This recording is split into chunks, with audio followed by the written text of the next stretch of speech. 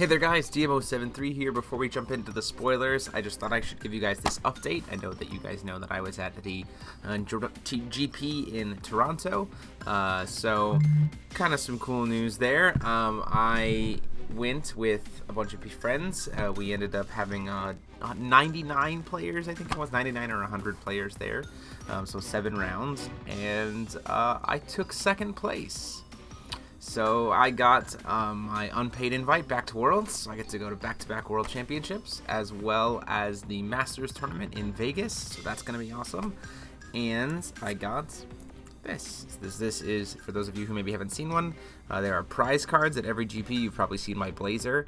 This is a solid silver Charlotte. That was the ruler here. I played Prissy Myths, with a little bit of tweaks to the sideboard to kind of help answer some bad matchups, as well as being like kind of mirror breaker-y in the main. There'll be a deck profile for that later this week, and a tournament report that will happen on the official Force of Will website later this month.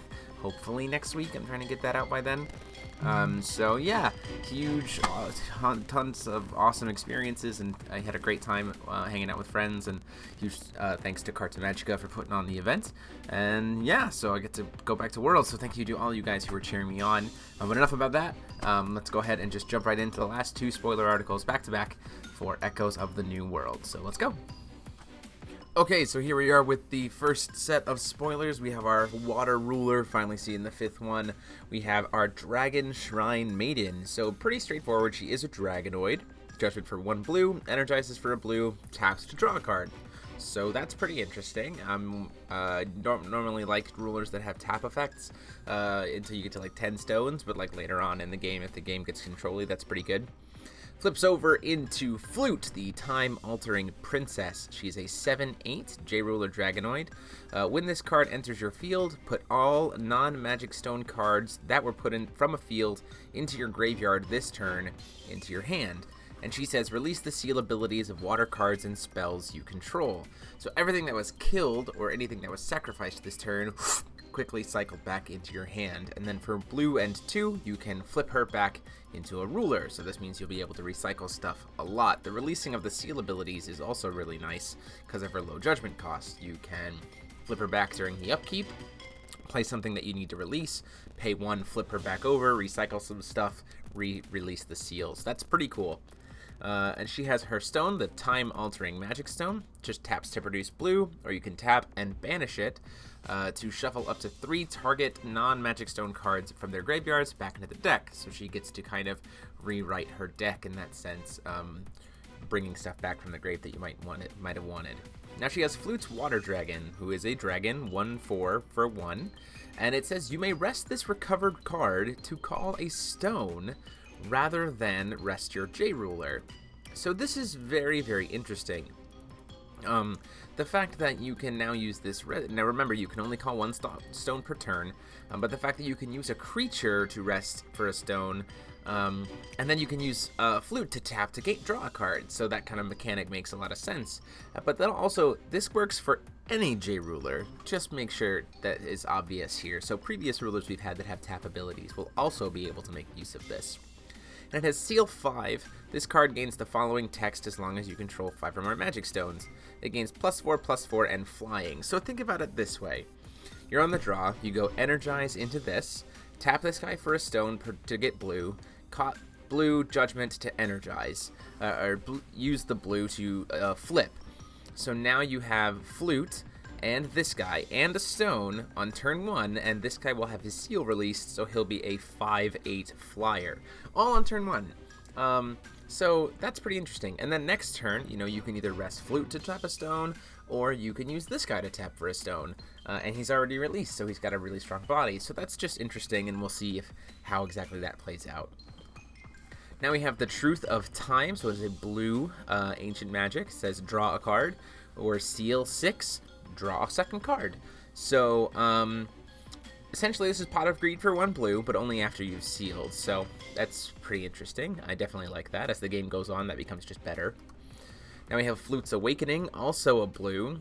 Chance, recover target Jade res you control. It can't attack this turn, and then you draw a card. So you could like tap, recover it, so like use an ability for it, and then you draw a card. So definitely interesting. Again, it's a lot of draw power coming from her spoilers here. Definitely interesting. And then we have Luna, the Magician of the Moonstar. So a 3-drop, 8/8, Will of Despair, 7 Luminaries. So we've got another 7 Luminary. That has mana. So this is very interesting. A Resonator with mana. And she can produce blue with her mana to play Ancient Magic cards. So Lord Alhamot is dead, and no matter what side I choose now, I can't win. Oh well. So it seems like Alhamot is successfully killed here. Very interesting, but definitely cool to see mana kind of spreading out to Resonators and seeing more of the Luminaries. Then we have the Blue Planet. So it's a 2-drop addition that draws a card when it enters, but it seals for 7, and then just gives every card in your hand quick cast. This is the card to watch out for in Flute decks especially. You can make everything in your hand just instant speed for as long as this card's on the field, and it's an addition, so you have to try to remove it, which takes a lot of work. Definitely interested to see what comes out of this. Moving on to the next set of spoilers, we have more Alice stuff and more kind of like known characters kind of showing up. So we have Alice, the Girl of the Blue Planet, 2-drop, 5/6, Will of Hope Wanderer with Flying. She has Seal 4, and it gives her a God's Art, a named God's Art. So even if you have multiple of this card, you'll still only be able to God's Art once, and it says, name a non-Magic Stone card. As long as this card is in the field, players cannot play cards with that name. So I'm interested to see if this, even though it's named, if it's once per copy of this card, like each one will get the God's Art, or just once you use it once, it's over. I think it's significantly less strong if it's once this card is used once, no matter how many copies, it's just over. But if you can use it multiple times, you know, from different copies of the card, I think this card has a lot of strength to it. Now we have Dark Alice, the Manifestation of Rage, 2-drop, 5/5, Wanderer, Will of Hope. When this card enters your field, remove all Resonators in your opponent's graveyard from the game. For each Resonator put this way, she gets a +1/+1 counter. And then when this card leaves your field for a non-field zone, you get a 1/1 Darkness Shadow token into your field for every +1/+1 counter that was on her. And she also releases Darkness cards and spells you control, releases their seals. So that's very interesting. I'm still wanting to see exactly how Seal of Spells works. Like once you release the seals, does that mean that like for the rest of the game all your spells have that seal released? I'm not quite sure how that works. Definitely want to see what comes out there with the rulings. Now we have the Kaguya, Love of the Moon, 1 green, 1 blue, Wanderer 6/6, can't be attacked, it is a Will of Hope. She has Seal 10. She gains +2/+2 in flying, so she becomes an 8/8 flyer. If you would draw a card, you put any card you want from your graveyard into your hand instead. If a card would be put into your graveyard from anywhere, remove it from the game instead. Even if you have no cards in your graveyard, you still do not draw cards. This is very interesting to me. I am kind of worried the fact that you like just don't get to draw cards from your deck. But the interesting part about it is you can't deck out. Like, because the way that decking out works is if you attempt to draw a card from your deck during the draw phase and can't, you lose. But with Kaguya, you're not trying to draw a card. You don't draw a card from your deck ever, so you just don't lose the game by decking out. I definitely think this is probably tree support. All your stuff is getting RFG'd, you get the remainder of your stuff from your graveyard, you've lost a bunch, you've negated a bunch of damage, you get to 10 stones, Kaguya makes it so you don't deck out, even though you're protecting yourself, and then you just start to recycle stuff. Pretty interesting. Then we have Charlotte, the Last Hope of Ataraktia, 1 blue, 1 colorless, 5/5, Will of Hope. Just says you may pay 1 less to play Chance, so reduces cost of spell cards. That's pretty cool to me. Then we have Mariabella, the True Shot. We were waiting to see her. 1-drop, 2/2, Heroic Spirit. Tap to put a +1/+1 counter on her, and you can pay 2, tap, and remove X +1/+1 counters. Search your deck for a Void Resonator.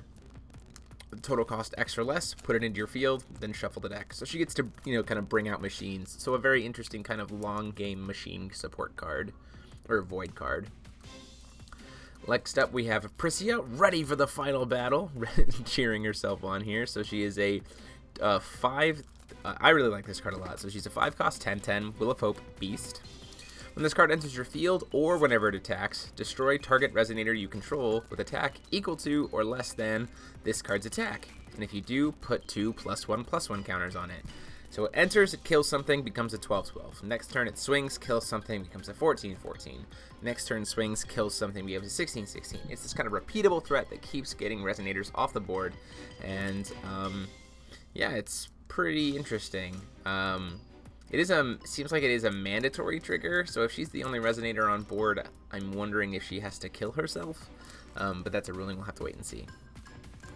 Next up, lastly, we have Neo Barrier of Shadows. So it's 1 dark and 1.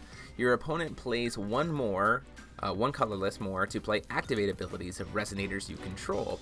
So this means they want to tap for a Sacred Elf. Well, they've got to play a Will. And then Seal 8. Your opponent can't play non-will activate abilities. This means that they can still produce Will from Sacred Elf by paying 1 Will. They can still tap their stones for anything like that, but if their stones have any extra activate abilities, can't use them. If their ruler has any activate abilities, can't use them. If your Jade Ruler has any activate abilities, can't use them. Additions, anything. It just locks out all activate abilities as long as that's active. And don't forget, Dark Alice immediately just makes that happen. So if you get to turn 4, you can play this, back it up with Dark Alice, and then as long as Neo Barrier of Shadows is there, your opponent just can't use activate abilities for the rest of the game. Pretty hard lockout for control. Definitely looking forward to seeing what comes out of it. But that is the spoilers, guys. Thanks for being so patient with everything.